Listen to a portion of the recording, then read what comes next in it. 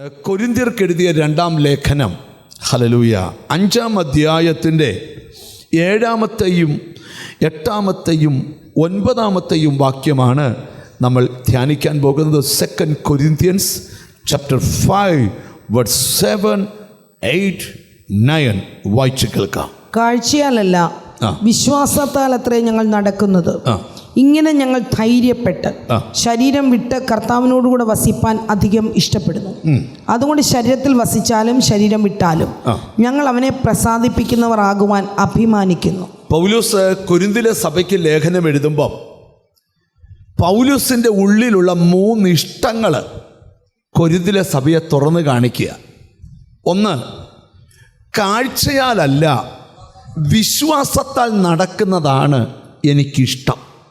2, കർത്താവിനോട് കൂടെ വസിപ്പാൻ ഞാൻ അധികം ഇഷ്ടപ്പെടുന്നു. 3, കർത്താവിനെ പ്രസാദിപ്പിക്കുന്നവനാകാൻ ഞാൻ ഇഷ്ടപ്പെടുന്നു. പൗലോസിൻ്റെ 3 ഇഷ്ടങ്ങളാണ് ഇന്ന് ധ്യാനിക്കാനായിട്ട് പോകുന്നത്. പൗലോസ് പറയുകയാണ്, ഞാൻ നടക്കുന്നത് കാഴ്ചയാലല്ല വിശ്വാസത്താലാ, അങ്ങനെ നടക്കുന്നതാ എനിക്കിഷ്ടം. കർത്താവിനോട്, ദൈവത്തിന് സ്തോത്രം, കൂടെ വസിക്കുന്നതാണ് എനിക്കധികം ഇഷ്ടം. കർത്താവിനെ പ്രസാദിപ്പിക്കുന്നതാണ്, പ്രസാദിപ്പിക്കുന്നവനാകാൻ ഞാൻ അധികം ഇഷ്ടപ്പെടുന്നു. നമുക്ക് വളരെ മണിക്കൂറുകൾ ഇരുന്ന് ധ്യാനിക്കേണ്ട ഒരു ദൂതിലേക്കാണ് നമ്മൾ വരുന്നത്. പൗലോസ് പറയുന്ന 1-ാമത്തെ പദം ആദ്യം ധ്യാനിക്കാൻ പോവുക. കാഴ്ചയാലല്ല വിശ്വാസത്താൽ അത്രേ ഞാൻ നടക്കുന്നത്. കാഴ്ചയ്ക്ക് ഒത്തിരി തടസ്സങ്ങളുണ്ടെങ്കിലും വിശ്വാസത്തിന് ഒരു തടസ്സവുമില്ല.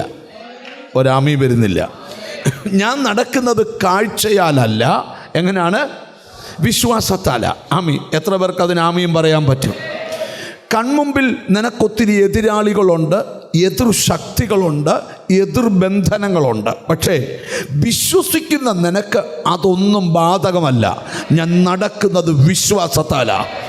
ഇന്ന് നീ ഇവിടുന്ന് തിരിച്ചു ചെന്ന് നിൻ്റെ വീട്ടിൽ കയറുമ്പം നീ പറഞ്ഞുകൊണ്ട് കയറേണ്ട ഒരു കാര്യമുണ്ട്. ഇന്ന് തൊട്ട് ഞാൻ ചലിക്കുന്നത് വിശ്വാസത്താലായിരിക്കും. അടുത്തിരിക്കുന്നവർക്കൊന്ന് കൈ കൊടുത്ത് പറ, വിശ്വാസത്താൽ നടക്കണമെന്ന് പറ. ഹല്ലേലൂയ. നല്ലൊരു പദം പറഞ്ഞാൽ എന്നെ നയിക്കുന്നത് ആഴമേറിയ ദൈവവിശ്വാസമാണ്. എന്തെല്ലായിരുന്നു പറഞ്ഞ, എന്നെ നയിക്കുന്നത് ആഴമേറിയ ദൈവവിശ്വാസമാണ്. പരാജയത്തിൻ്റെ നടുവിലൂടെ വിശ്വാസം പറഞ്ഞുകൊണ്ട് നടക്കാൻ പോവുക. ഞാൻ ബൈബിളിൻ്റെ വെളിപ്പാടിലോട്ട് വരുമ്പം, ഹല്ലേലൂയ, പത്രോസ് അപ്പോസ്തലൻ ലേഖനം എഴുതിയപ്പം വായിക്കേണ്ട, ഞാൻ പറഞ്ഞു പോകുക. സ്തോത്രം. അപ്പോസ്തലൻ പറയുകയാണ്, ഇതൊരു വിലയേറിയ വിശ്വാസമാണ്. എന്ത് വിശ്വാസമാണ്? വിലയേറിയ വിശ്വാസമാണ്. മത്തായി സുവിശേഷത്തിൽ യേശുക്രിസ്തു പഠിപ്പിച്ചൊരു കാര്യമുണ്ട്, ഇത് വളരുന്ന വിശ്വാസമാണ്. എന്താണ്? വളരുന്ന വിശ്വാസമാണ്. ഹല്ലേലൂയ. ലൂക്കോസ് 17 യേശു പഠിപ്പിച്ചു, ഇത് വർദ്ധിക്കുന്ന വിശ്വാസമാണ്. അപ്പം വിലയേറിയ വിശ്വാസമാണ്, വളരുന്ന വിശ്വാസമാണ്, വർദ്ധിക്കുന്ന വിശ്വാസമാണ്.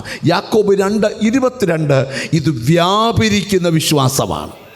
ഒന്നുകൂടെ ഞാൻ പറയാം, ഇത് സ്തോത്രം, വിലയേറിയ വിശ്വാസമാണ്.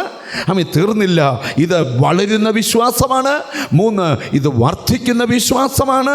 4, ഇത് വ്യാപരിക്കുന്ന വിശ്വാസമാണ്. പൗലോസിൻ്റെ ഇതര ലേഖനങ്ങൾക്കകത്ത് ഇനി ഇച്ചിരി ഗഹനമായിട്ട് ചിന്തിക്കാൻ പോവാം. പൗലോസിൻ്റെ ഇന്ന് ഈ പ്രസംഗം കൊണ്ട് ഞാൻ ഉദ്ദേശിക്കുന്നത്, നിങ്ങളുടെ അകത്ത് മുമ്പൊരിക്കൽ പോലും ഉണ്ടായിട്ടില്ലാത്ത ആഴമേറിയ വിശ്വാസം ഇന്നത്തെ പ്രസംഗങ്ങൾക്കുണ്ടാവും. ഇവിടെ ഇരുന്ന് നീ വിശ്വസിക്കുമ്പോൾ കിലോമീറ്ററുകൾക്കപ്പുറത്ത് അത് വിടുതലായി വ്യാപരിക്കും. ഓ, ഗ്ലോറി ടു ഗോഡ്. ദൈവത്തിന് സ്തോത്രം. എപ്പോഴും ഓർത്തോണം, അതിര് കടന്ന് ദൈവത്തെ വിശ്വസിച്ചോണം. സാഹചര്യം കാഴ്ചയാൽ ഒന്നും നടക്കത്തില്ല. കാരണം കാണുന്നത് മൊത്തം തടസ്സമാണ്, കാണുന്ന മുഴുവൻ പോരാട്ടമാണ്, വഴി അടഞ്ഞു കിടക്കുക. പക്ഷേ വിശ്വാസം പറയുക, അല്ല, അത് തുറക്കാൻ പോവുക. സാഹചര്യം നിൻ്റെ കുടുംബത്തിൽ അടച്ചുപൂട്ടിയ ഡോറ് പോലെ നിൽക്കുമ്പോൾ വിശ്വാസം പറയുക, അത് തന്നെ തുറക്കാൻ പോവുക. ഹല്ലേലൂയ. അതുകൊണ്ട് വചനം കേൾക്കുമ്പോൾ നിങ്ങളുടെ ഉള്ളിൽ ആഴമേറിയ വിശ്വാസം ഉണ്ടാകണം. പൗലോസാണ് ഈ വിശ്വാസത്തിൻ്റെ സ്തോത്രം ഒരു നല്ല നിർവചനം കൊടുത്തിരിക്കുന്നതെല്ലാം പൗലോസാണ്. എന്താണ് വിശ്വാസം എന്നൊക്കെ വെളിപ്പെടുത്തിയിരിക്കുന്നത് പൗലോസാണ്. അതുകൊണ്ട് പൗലോസിൻ്റെ ഇതര ലേഖനങ്ങൾക്കകത്ത് പൗലോസ് പരാമർശിച്ചിരിക്കുന്ന 3-4 പദങ്ങൾ നമ്മളൊന്ന് പറഞ്ഞിട്ട് ഇന്ന് വിശ്വാസത്തിൻ്റെ കാഴ്ചയാലല്ല വിശ്വാസത്താലാ ജീവിക്കുന്നെന്നുള്ളതിൻ്റെ ഒരു ദൂത് പറയാൻ പോവുക. നിങ്ങൾ മറക്കാതിരിക്കേണ്ട 4 കാര്യങ്ങൾ ആദ്യം ഞാൻ നിങ്ങളെ പഠിപ്പിക്കാം. എൻ്റെ കൂടെ പഠിക്കുമോ? വചനം പഠിപ്പിക്കുന്നത് പഠിക്കുമോ? കൂടെ പഠിക്കുമ്പോൾ വിടുതലാണ്. എന്നോട് ദൈവം ഒരു കാര്യം ഒരിക്കൽ, ഞാൻ യേശുവിനെ രക്ഷകനായി സ്വീകരിച്ച കാലങ്ങളിൽ കർത്താവ് എന്നോട് പറഞ്ഞു, വിജയിക്കാൻ ഒറ്റ വഴിയേ ഉള്ളൂ, എന്നിൽ ആഴമായി വിശ്വസിക്കുക. സാഹചര്യത്തിനെതിരെ വിശ്വസിക്കുക. നാട്ടുകാർ പറഞ്ഞ കള്ളക്കഥയ്ക്കെതിരെ വിശ്വസിക്കുക. കാരണം എന്താ കാര്യം? നീ വിശ്വസിക്കുന്ന പോലെ സംഭവിക്കും.